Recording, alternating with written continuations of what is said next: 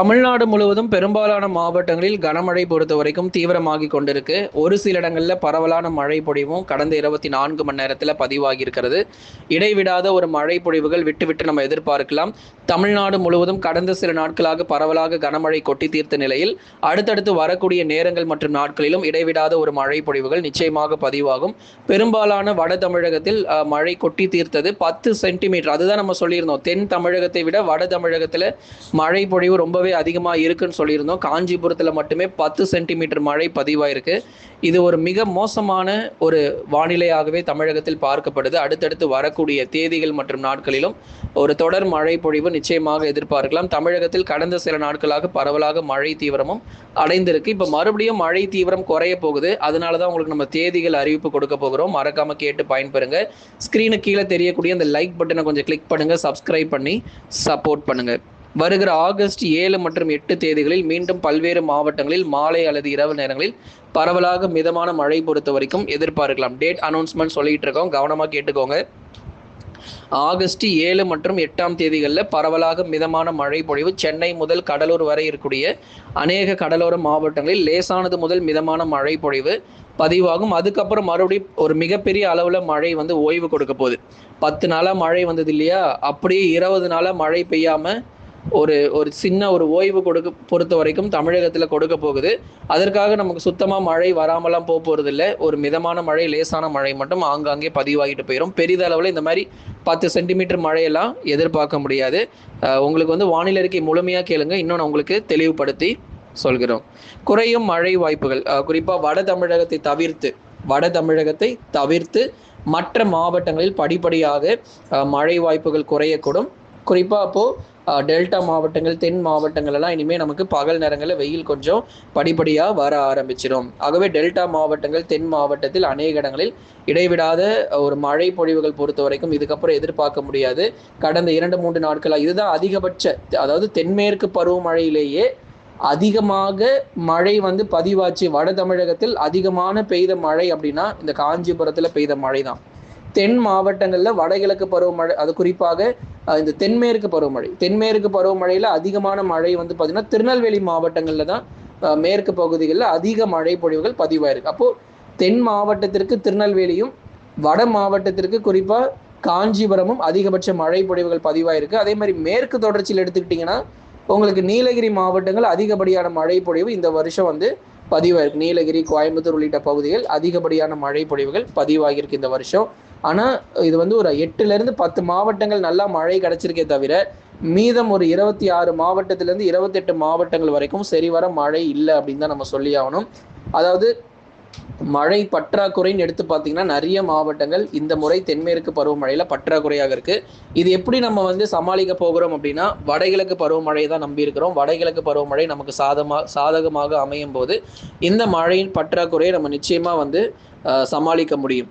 மீண்டும் அதி கனமழையானது வங்கக்கடலில் அடுத்தடுத்து உருவாகும் காற்று சுழற்சியால் ஒரிசா, சத்தீஸ்கர், மத்திய பிரதேஷ், அஸ்ஸாம், மேற்கு வங்கம் உள்ளிட்ட மாநிலங்களில் கடும் கனமழை தீவிரமாகும். அப்போ எங்கெங்க அதி கனமழைலாம் வரும் அப்படின்னா, வங்கக்கடல் பகுதிகளில் அடுத்தடுத்து காற்று சுழற்சி உருவாகி தொடர்ந்து ஒரிசா, மேற்கு வங்கம் போன்ற சத்தீஸ்கர் போன்ற மாநிலங்களில் அங்கே கரையை கடந்து அதி கனமழையானது இனி வரும் நாட்களில் பதிவாக போகுது. இங்கே மழை பெய்து கொண்டிருக்கும் போது தான் நமக்கு பார்த்தீங்கன்னா மழை தீவிரம் குறைஞ்சி பகல் நேரங்களில் வெயில் தாக்கம் கணிசமாக அதிகரிக்கக்கூடும். வங்கக்கடலில் அடுத்தடுத்து உருவாகும் காற்று சுழற்சி தொடர்ந்து ஒரிசா, சத்தீஸ்கர், மத்திய பிரதேஷ், அஸ்ஸாம், மேற்கு வங்கம் உள்ளிட்ட மாநிலங்களில் மிக அருமையான மழை பொழிவு கொடுத்துட்டு தமிழகத்திற்கு சரிவர ஒரு மழை வாய்ப்புகளை அதிகம் எதிர்பார்க்க முடியாது. டெல்டா மற்றும் தென் மாவட்டங்களிலும் படிப்படியாக மழை தீவிரம் குறையும். ஏற்கனவே உங்களுக்கு தேதிகள் சொன்ன மாதிரி ஆகஸ்ட் 7-8 கணிசமாக பகுதியாக மட்டும் லேசானது முதல் மிதமான மழை எதிர்பாருங்க. தஞ்சை, நாகை, திருவாரூர், அரியலூர், பெரம்பலூர், திருச்சி மற்றும் புதுக்கோட்டை உள்ளிட்ட மாவட்டங்கள், மயிலாடுதுறை முதல் புதுக்கோட்டை வரைக்கும் இருக்கக்கூடிய பெரும்பாலான மாவட்டங்களில் பரவலாக இடைவெளி விட்டு கணிசமாக மழை தீவிரம் நிச்சயமாக எதிர்பார்க்க முடியும். எப்போ வரைக்கும் அப்படின்னா இந்த 8ஆம் தேதி வரைக்கும் டெல்டாவில் அவ்வப்போது சில சமயங்களில் மழை பெய்யும். அதுக்காக நமக்கு மழை பெய்யாமல் போயிடாது. ஒரு மிதமான மழையாவது இரவு நேரங்களில் அவ்வப்போது வருகிறத நம்ம பார்க்க முடியும். ஆனால் அதுக்கப்புறம் 8ஆம் தேதிக்கு பிறகு 9, 10, 11 தேதிக்கு பிறகு மீண்டும் படிப்படியாக இயல்பு நிலை பொறுத்த வரைக்கும் திரும்புவதற்கான வாய்ப்புகள் அதிகம் உண்டு. தென் தமிழக மாவட்டங்களிலும் படிப்படியாக மழை தீவிரம் குறையும். திண்டுக்கல், மதுரை, விருதுநகர், சிவகங்கை, ராமநாதபுரம், தூத்துக்குடி மற்றும் திருநெல்வேலியில் அடுத்து வரும் நாட்களுக்கு மழை வாய்ப்புகள் கிடையாது. ஏற்கனவே மழை தீவிரம் இல்லாமல் இருக்கு. ஏன்னா அடுத்தடுத்த சுற்று மழை பொழிவு நிறைய மாவட்டங்களில் தமிழகத்தில் பதிவாகி வரக்கூடிய இந்த நிலைமையில திருநெல்வேலி, தூத்துக்குடி, ராமநாதபுரம், விருதுநகர், சிவகங்கையில் ஏதோ ஒரு சில இடங்கள்ல 1 சென்டிமீட்டர் 2 சென்டிமீட்டர் மழை பெய்கிறதே தவிர மற்ற இடங்கள்ல பெரும்பாலும் மழை பெய்கிறதே இல்லை. நிறைய இடங்கள்ல ஒரு வறண்ட ஒரு சூழ்நிலை தான் அதிகம் பார்க்கப்படுது. ஆகவே இந்த நிலைமை மாறுமான்னு கேட்டால் கண்டிப்பாக மாறும். வடகிழக்கு பருவமழையில குறிப்பா இலங்கையை ஒட்டி நிறைய தாழ்வு பகுதிகள் உருவாகி தென் தமிழகத்தில் வழியாக கரையை கடப்பதற்கான வாய்ப்பு இருக்கு. இன்னும் சொல்ல போனா குறிப்பா வடகிழக்கு பருவமழையினால கேரளாவே வந்து கொஞ்சம் பயன் பெறும். எங்கெல்லாம் நமக்கு மழை பற்றாக்குறையாக தென்மேற்கு பருவமழை காலகட்டங்கள்ல எங்கெல்லாம் மழை பற்றாக்குறையாக கேரளா பகுதிகளில் அந்த அளவு கேரளா வரைக்குமே கூட இந்த மழை வந்து பயணித்து அந்த இடங்களிலும் அதிக மழை பொழிவுகள் நிச்சயமாக எதிர்பார்க்கப்படும். அதனால் இலங்கைக்கு அருகே தாழ்வு பகுதிகள் உருவாகி தென் தமிழகத்திற்கும், அந்தமானுக்கு அருகே தாழ்வு பகுதிகள் உருவாகி புயல் சின்னமாக மாறி வட தமிழகத்திற்கும் இந்த வருஷம் வடகிழக்கு பருவமழை மிக சிறப்பாக அமைவதற்கான வாய்ப்பு ரொம்ப அதிகமாக இருக்கு. அதனால வடகிழக்கு பருவமழை பற்றி உங்களுக்கு முழுமையான வானிலை அறிக்கை இனி வருகிற நாட்களில் நம்ம சேனல்ல போஸ்ட் பண்றோம். நீங்க அதை பார்த்து பயன்பெறுங்க. தினந்தோறும் வானிலை அறிக்கையை கேளுங்க. எல்லா வானிலை அறிக்கையிலும் வடகிழக்கு பருவமழை பத்தி ஏதாவது ஒரு அப்டேட் உங்களுக்கு கொடுத்துட்டு தான் இருக்கிறோம். அதனால தொடர்ந்து சப்போர்ட் பண்ணுங்க. மேற்கு தொடர்ச்சி மலையொட்டிய மாவட்டங்கள் ஒரு சில இடங்களில் இடியுடன் கூடிய கனமழை பதிவாகும். குறிப்பா அந்த குந்தா, அவலாஞ்சி, வால்பாறை, சோலையாறு, சின்ன கல்லார் இங்கெல்லாம் வந்து கனமழையும், மற்ற இடங்கள் நகர பகுதிகளில் மிதமான மழை தொடர்ந்து நீடிக்கும். தேனி, தென்காசி மழை கொஞ்சம் குறைவுதான், மிதமான மழை பொழிவுகள் எதிர்பார்க்கலாம். கன்னியாகுமரி மாவட்டத்தினுடைய மேற்கு பகுதிகளில் விட்டு விட்டு அவ்வப்போது மிதமான மழை வாய்ப்புகள் நிச்சயம் பதிவாகும். கடந்த 24 மணி நேரத்தில் பெய்த மழை அளவு எத்தனை சென்டிமீட்டர் மழை வந்திருக்கு அப்படிங்கிறத இப்போ நம்ம பார்க்க போகிறோம். கொட்டவாக்கம் 10 சென்டிமீட்டர். காஞ்சிபுரம் மாவட்டத்தில் அதிகப்படியான மழை, அது நேரத்தை நம்ம சொல்லியிருந்தோம், இருந்தாலும் மீண்டும் ஒரு முறை நம்ம பார்க்கலாம். ஐயப்பாக்கம் 9 சென்டிமீட்டர், ஆவூர்ல 8 சென்டிமீட்டர், ஆலந்தூரில் 8 சென்டிமீட்டர், பரந்தூரில் 7 centimetre, Kandachipuram 7 centimetre, Madhuramangalam 6 centimetre, Meenambakkam 6 centimetre மழை பொழிவுகள் பதிவாயிருக்கு. எல்லாம் சென்னை பகுதிகளில்.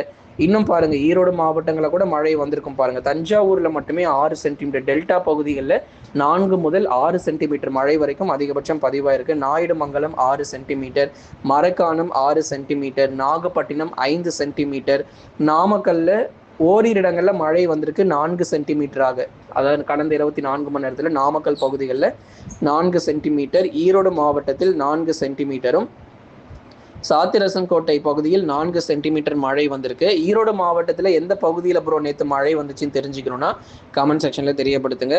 ராணிப்பேட்டை 3 சென்டிமீட்டர், ராமநாதபுரத்தில் 2 சென்டிமீட்டர் மழை பொழிவுகள் பதிவாயிருக்கு. சும்மா இல்லைங்க, நம்ம வந்து வெறும் குறிப்பா எண்களாக நம்ம வந்து சொல்றது கிடையாது, உண்மையாகவே மழை வந்திருக்கு இந்த மாவட்டங்கள்ல.